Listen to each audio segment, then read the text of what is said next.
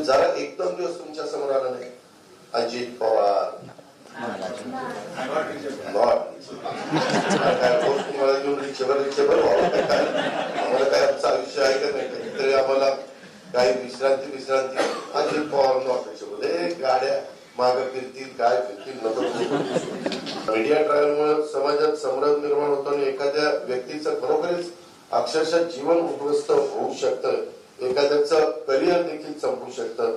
या निमित्तानं माझी एकच विनंती आपल्याला सगळ्यांना, मी त्याची किंमत मोजलेली 2009ला ज्यावेळेस मला माझ्यावर काय ते 70,000 कोटीचा भ्रष्टाचाराचा आरोप झाला, अजूनपर्यंत त्या इन्क्वायरी चाललेल्या होत्या.